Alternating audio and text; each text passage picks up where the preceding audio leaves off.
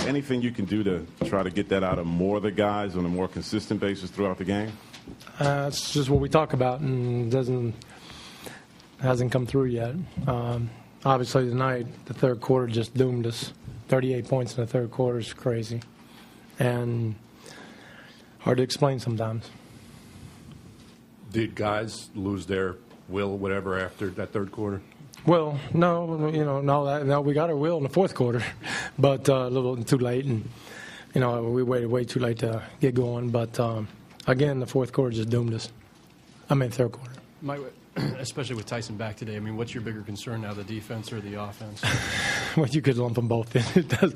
I don't know if it's both together. It's probably the spirit more. We hit a snag, and we seem to wither, and for whatever reason, we haven't overcome any kind of obstacles. Start the game off, you feel pretty good, you go okay, it's good, but then as soon as they have a little bit of a break, seemed like we were down 2 and the world was caving in and just didn't good vibes, timeouts and stuff, and that's the first thing we got to solve. And then after that, we just got to keep fighting, and we got to play harder and play with much more urgency. And we talked about it, and we talked about the third quarter about that they're the best at the point differential in the third quarter, whether almost the worst, probably the worst now. But it just doesn't resonate all the time. Mike, were you trying to send a message to Carmelo and Amare in the fourth quarter? Nah, no, in the sense that these guys were fighting, they had us back. I just didn't feel like it was fair to them to take them out and try something else. And I did that at Dallas too. And if the guys are going to fight that hard and bring you back, I'll give them the chance to finish it up. Was any of that a product of what they weren't giving you, though? Well, Carmelo obviously it's a combination of both. We were down about 20, so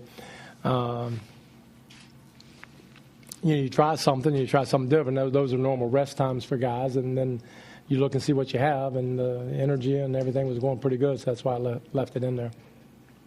You've defended Jeremy a lot, but today... I don't guard him. Oh, you mean... yeah. Oh, I'm sorry. Just some decisions. Is he forcing things? What wasn't that great? Jeremy has to play a certain way. And before it has to be open, you got to play with energy, you got to go. And he's going to make some mistakes, but his overall game will be good. It is good. But I think he has to play a certain way. We'll try to get to that way. We're not there. And he's played 15 or 20 games in the NBA. He's going to have some nights where it's not going to be perfect. But he knows how to win, and he figures it out as the game goes on. And he's, notwithstanding some of the geniuses that we have in this league, he's going to be a very good point guard. A very good point guard. And, it's funny. As I was reading something, or somebody's reading stuff to me that now somebody's quoted as saying he's going to be a mediocre to backup point guard. Same guy that probably 2 years ago said he couldn't play at all.